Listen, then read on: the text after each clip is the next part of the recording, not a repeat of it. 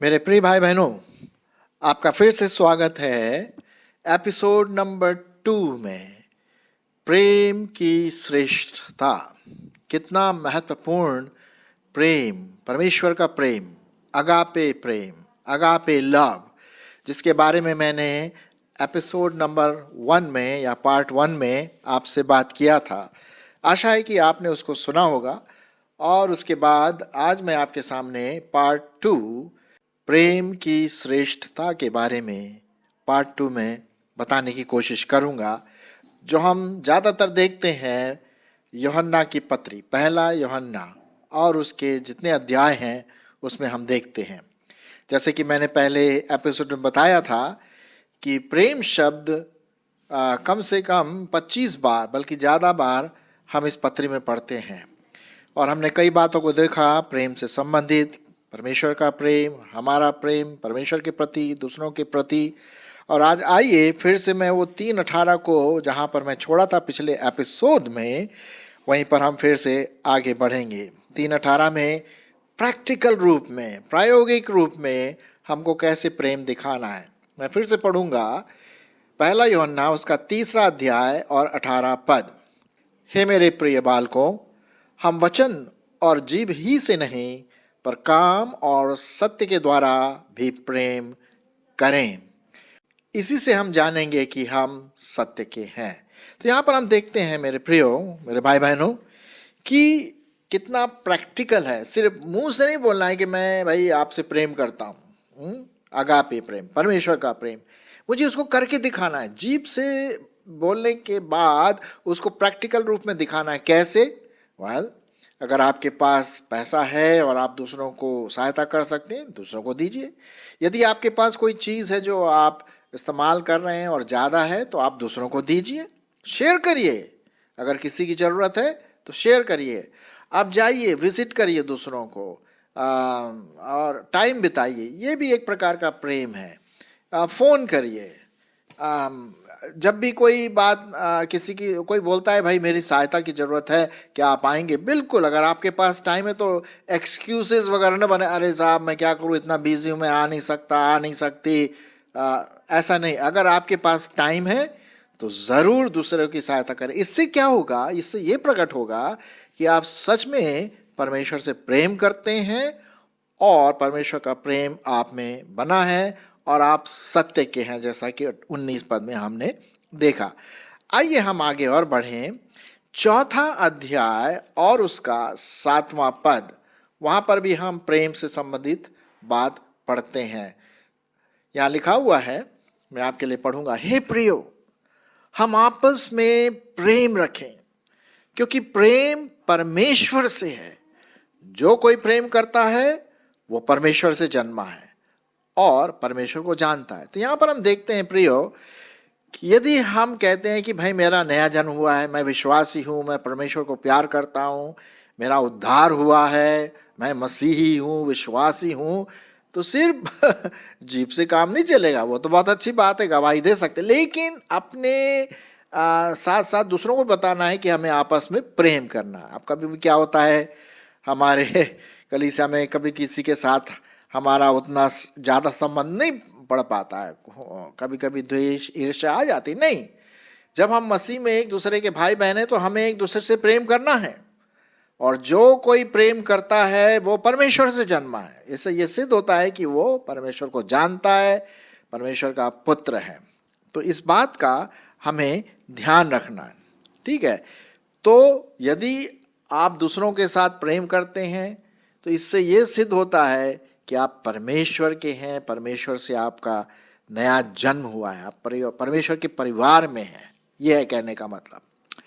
फिर आगे और हम देखते हैं 4 अध्याय 8 पद। सुनिए 8 पद में क्या लिखा हुआ है, प्रेम और परमेश्वर से संबंधित। जो प्रेम नहीं रखता वो परमेश्वर को नहीं जानता, क्योंकि परमेश्वर क्या है? प्रेम है। सी, यहां पर हम देखते हैं एक प्रेम की परिभाषा, जैसे कि परमेश्वर कौन है? प्रेम है। जी हाँ, परमेश्वर कौन है? प्रेम है। और नाम ही उसका है प्रेम। और ये कौन सा वाला प्रेम है? बलिदान वाला प्रेम। चाहे दूसरा व्यक्ति मेरे से प्यार करे ना करे, मैं जरूर करता हूं। परमेश्वर का ये है। और इसीलिए तो उसने प्रभु यीशु मसीह को आपके लिए और मेरे लिए दिया कि हम उस परमेश्वर के प्रेम को समझ सके। सो परमेश्वर कौन है? प्रेम है। तो यदि हम कहते हैं कि हम परमेश्वर के पुत्र हैं, परमेश्वर की पुत्रियां हैं, तो साहब ये जरूर है कि हम प्रेम प्रकट करें परमेश्वर के प्रति और विशेष करके दूसरों के प्रति, विशेष करके हमारे मसीही भाई बहनों के प्रति ये अत्यंत आवश्यक है। और जो प्रेम हमसे, जो परमेश्वर प्रेम हमसे करता है, वह इससे प्रकट हुआ कि परमेश्वर ने अपने इकलौते पुत्र को जगत में भेजा कि हम उसके द्वारा क्या पाएं? जीवन पाएं। जी हाँ, अनंत जीवन के हम क्या हो जाए? सहभागी हो जाए। तो यहाँ पर हम देखते हैं परमेश्वर प्रेम है और हमें एक दूसरे के साथ प्रेम करने की जरूरत है। आइए आगे बढ़ेंगे। क्या लिखा हुआ है? मैं पढ़ूंगा 4:10, चौथा अध्याय और 10 पद। प्रेम इसमें नहीं कि हमने परमेश्वर से प्रेम किया, पर इसमें है कि उसने हमसे प्रेम किया और हमारे पापों के प्रायश्चित के लिए अपने पुत्र को भेज दिया। तो परमेश्वर ने सिर्फ कहा नहीं कि हे जगत के लोगों, दुनिया के लोगों, मनुष्य जाति, मैं तुमसे बहुत प्रेम करता हूं, और बस वहीं छोड़ दिया। नहीं, उसने इस घोषणा के साथ व्यक्तिगत रूप से अपने इकलौते पुत्र को अर्थात प्रभु यीशु मसीह को भेजा। तो यहां पर एक हम देखते हैं, एक उदाहरण छोड़ा। परमेश्वर ने हमारे लिए क्या छोड़ा? उदाहरण छोड़ा है, आदर्श बन गया है। जी हाँ, सिर्फ बोलना काफी नहीं है, लेकिन उसने व्यक्तिगत रूप से प्रैक्टिकल करके दिखाया, हमारे लिए प्रभु यीशु मसीह को भेजा। और यही बात 19वें पद में भी पढ़ते हैं, चौथा अध्याय और 19वां पद में क्या? हम इसलिए प्रेम करते हैं क्योंकि पहले उसने हमसे प्रेम किया। पहले उसने हमसे क्या किया? प्रेम किया। तब हम उससे प्रेम करते हैं और साथ ही साथ एक दूसरे के साथ भी प्रेम का संबंध, प्रेम का स्वभाव हम रखते हैं। अच्छा, आइए और एक पद को पढ़ेंगे, इसी 4 अध्याय का 12 पद। देखिए क्या लिखा हुआ है। परमेश्वर को कभी किसी ने नहीं देखा। ये तो पक्की बात है। यदि हम आपस में प्रेम रखें तो परमेश्वर हम में बना रहता है और उसका प्रेम हम में सिद्ध हो जाता है। देखिए, आपने और मुझसे, मैंने कभी परमेश्वर को नहीं देखा ना, देख सकते हैं क्योंकि वो महान, सर्वज्ञानी, सर्वव्यापी, अनंत परमेश्वर है, हम उसको नहीं देख सकते। लेकिन जिस प्रकार से उसने हमसे प्रेम किया, यदि हम वैसा ही प्रेम दूसरों के साथ करें तो इससे क्या होता है? उसका प्रेम, प्रभु परमेश्वर का प्रेम हम में बना रहता है। लोग हमारे जीवन को देख करके, हमारे आदर्श को देख करके परमेश्वर के पास आ सकते हैं। और 13वें पद में इसी प्रकार से लिखा है, इसी से हम जानते हैं कि हम उसमें बने रहते हैं और वह हम में, क्योंकि उसने अपनी आत्मा में से हमें दिया है। तो प्रियो मेरे भाई बहनों, आशा है कि आप इस बात को समझ रहे हैं कि परमेश्वर का प्रेम इसी से सिद्ध होता है कि हम, पहली बात, हम उससे प्रेम रखें, जीवते परमेश्वर से, साथ ही साथ एक दूसरे से प्रेम रखें। इससे ये सिद्ध होता है कि हमने परमेश्वर को देखा है आत्मिक रूप से, शारीरिक रूप से तो नहीं, आत्मिक रूप से। परमेश्वर के जो लोग हैं वो हमारे जीवनों को देख करके आशीषित होते हैं। परमेश्वर का प्रेम हम में बना रहता है। तो इस प्रकार से वो परमेश्वर के प्रेम को देख सकते हैं हमारे जीवनों में। चलिए आगे बढ़ते हैं। और भी कई बातें हैं जो मुझे आपके सामने यहाँ पर रखना है परमेश्वर के प्रेम के बारे में।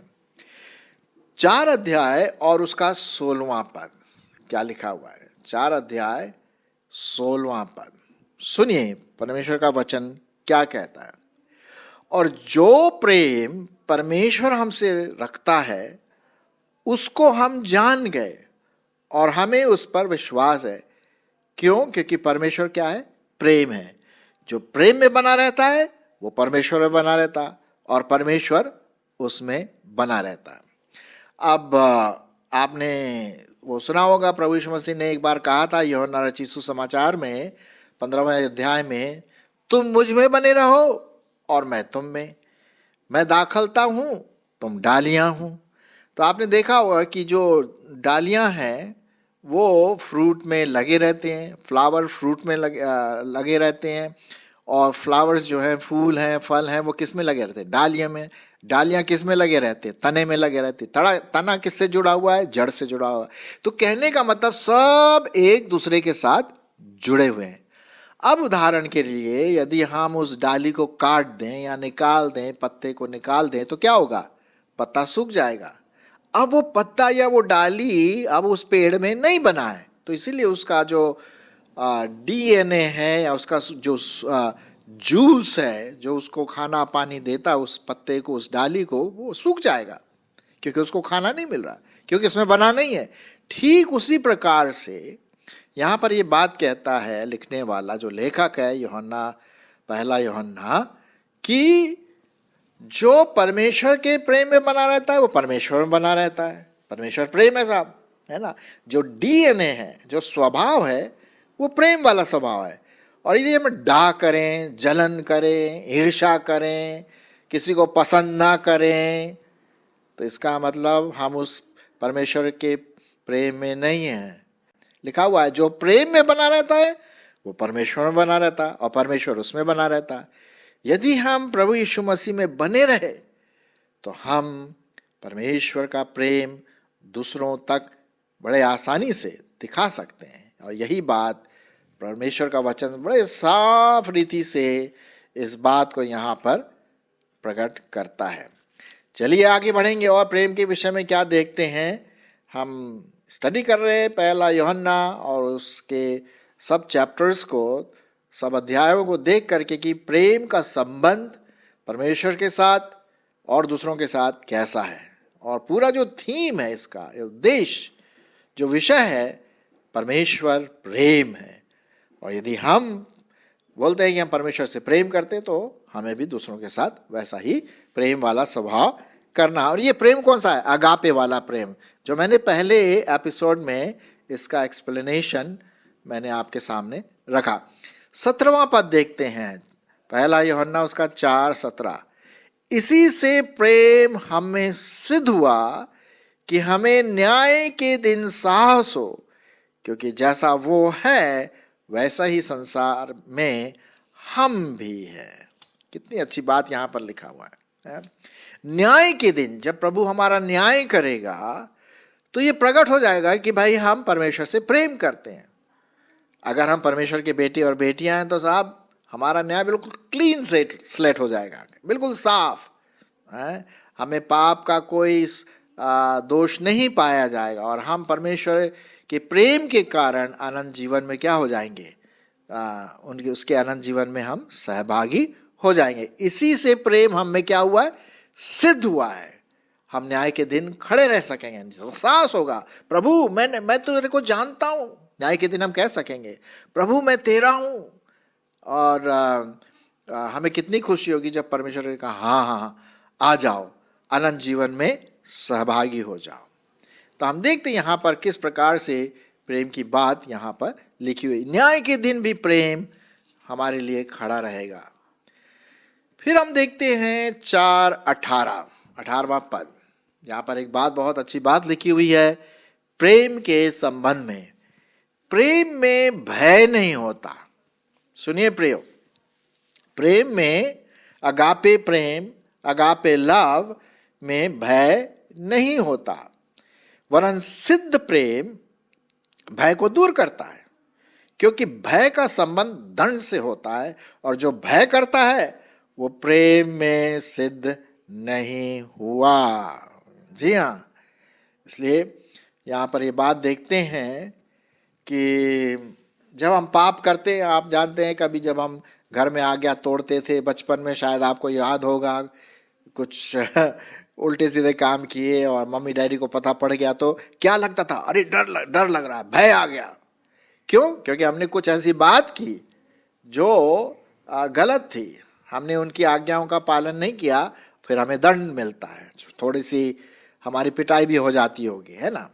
लेकिन जो परमेश्वर से प्रेम करता है ना, उसमें कोई भय नहीं है। क्यों नहीं है? क्योंकि वो सिद्ध प्रेम हमारे भय को दूर करेगा। अब हमें देखिए, पहले क्या था? पाप की मजदूरी मौत है, बिल्कुल साफ है, परमेश्वर के वचन में लिखा। अब जब हम परमेश्वर से प्रेम करते हैं ना, तो साहब जो मौत है, पाप की मजदूरी जो मौत है, मृत्यु, उससे हमें डरने की जरूरत नहीं। क्यों? क्योंकि परमेश्वर के प्रेम ने हमें एक्सेप्ट कर लिया। परमेश्वर के प्रेम ने हमें क्या कर लिया? ले लिया, हमें खरीद लिया, अपना बना लिया। अब अगर मेरे पास, जैसे कि मेरी बेटी है एक, पहले तो थोड़ा मैंने उसको थोड़ा सा दंड देता था, डिसिप्लिन करता था कुछ गलत बात में, लेकिन तो उसके थोड़ी देर के बाद मैं बोलता था, मेरे पास बेटा, मेरे पास आओ, मेरे पास आ जाओ। तो बड़े प्यार से वो आती थी और मैं उसको गले लगाता था। अब उसको भय नहीं है, भैया वो जो दंड हो गया, खत्म हो गया, अब पापा जो है प्रेम कर रहा, अब उसमें कोई भय नहीं। वो जोर से चिपका लेती थी मुझको। ठीक उसी प्रकार से परमेश्वर हमारे भय को दूर करता है, यदि फिर से सुनिए, यदि सचमुच में हम परमेश्वर से प्रेम करते हैं, यदि सचमुच में हम जो मसीह भाई बहन हैं दूसरों से प्रेम करते हैं। फिर देखेंगे 4:20, आप सुनिए क्या लिखा है। यदि कोई कहे मैं परमेश्वर से प्रेम रखता हूं, ठीक है साहब, और अपने भाई से बैर रखे, तो वो झूठा है। क्योंकि जो अपने भाई से, जिसे उसने देखा है, प्रेम नहीं रखता, तो वह परमेश्वर से भी जिसे उसने देखा ही नहीं, कैसे प्रेम रख सकेगा? बिल्कुल सही बात है। ये व्यक्ति झूठा है, प्रैक्टिकली वो झूठा है। वो मुंह से बोल रहा है मैं परमेश्वर से प्रेम करता हूं और अपने भाई से बैर रख रहा नहीं। जैसे कि पिछले पदों में देखा, जो परमेश्वर से प्रेम रखता है वो अपने भाई बहन से भी प्रेम रखता है, अपने मसीही भाई बहनों से या दूसरों से भी प्रेम रखता है। वो हेट का, बैर का, द्वेष का सवाल ही नहीं आता साहब। यही तो निशानी है सच्चे प्रेम की। और यहां पर लिखा हुआ है परमेश्वर के वचन में 21 पद में, और उससे हमें यह आज्ञा मिली कि जो कोई अपने परमेश्वर से प्रेम रखता है वो अपने भाई से भी प्रेम रखे। ये आज्ञा है प्रियो, ये आज्ञा है हम सबों के लिए। आशा है कि आप इसको बड़े ध्यान से सुन रहे हैं और शायद आप चलते भी होंगे इसमें, लेकिन एक रिमाइंडर हम सबों के लिए यादगारी है, मेरे लिए यादगारी है। एक और लास्ट पद हम देखेंगे, 5वां अध्याय और उसका पहला पद। पहला यूहन्ना उसका 5वां अध्याय और उसका पहला पद। जिसका ये विश्वास है कि यीशु ही मसीह है, वह परमेश्वर से उत्पन्न हुआ है, और जो कोई उत्पन्न करने वाले से प्रेम रखता है वह उससे भी प्रेम रखता है जो उससे उत्पन्न हुआ है। जब हम परमेश्वर से प्रेम रखते हैं और उसकी आज्ञाओं को मानते हैं, तो इसी से हम यह जान लेते हैं कि हम परमेश्वर के संतानों से प्रेम रखते हैं। क्योंकि परमेश्वर का प्रेम यह है कि हम उसकी आज्ञाओं को माने और उसकी आज्ञाएं बोझदायक नहीं है। यहां पर हम देखते हैं इन 4 पदों में कि यदि हम परमेश्वर से प्रेम करते हैं, यदि हमारा नया जन्म हुआ है प्रभु यीशु मसीह के द्वारा, उस पर विश्वास करने के द्वारा हमारा उद्धार हुआ है, तो हम परमेश्वर से प्रेम तो रखते ही रखते हैं, साथ ही साथ हम उसकी आज्ञाओं को मानते हैं। ये एक प्रकार से बाहर का एक चिन्ह है कि भाई मैं आज्ञा मानता हूं प्रभु परमेश्वर का। इससे ये प्रकट होता है कि हाँ, मैं परमेश्वर से प्रेम करता हूं। यदि मैं परमेश्वर की आज्ञा को नहीं मान रहा हूं तो इसका मतलब मैं परमेश्वर से प्रेम नहीं कर रहा हूं, क्योंकि जो परमेश्वर से प्रेम रखते हैं वो उसकी आज्ञाओं को भी मानते हैं। तीसरे पद में यही लिखा हुआ, क्योंकि परमेश्वर का प्रेम यह है कि हम उसकी आज्ञाओं को माने और उसकी आज्ञाएं बोझदायक नहीं है। सो मेरे प्रियो, हमने देखा इस दूसरे एपिसोड में भी कि किस प्रकार से प्रेम का संबंध जीवित परमेश्वर के साथ है और प्रेम का संबंध हमारे अपने भाई बहनों के साथ है। इन दोनों एपिसोड से, ये जो दूसरा एपिसोड है उसको मिला करके और पहला मिला करके, हम ये सीखते हैं, पहला जो यूहन्ने की पत्री है, ये पहला यूहन्ना का जो पत्री है, उसमें कि प्रेम कितना महत्वपूर्ण है। बलिदान वाला प्रेम, परमेश्वर का प्रेम, भाई बहन वाला प्रेम, एक दूसरे की सहायता करने वाला प्रेम, परमेश्वर की आज्ञाओं को मानने वाला प्रेम, दूसरों की सहायता करने वाला प्रेम।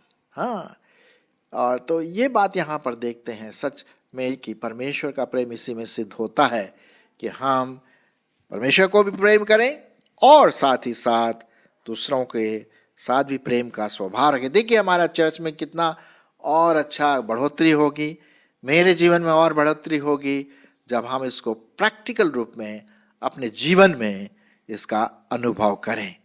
परमेश्वर अपने आत्मा के द्वारा हमें ये ऐसा फल लाने में अनुग्रह और सहायता दे। आमीन।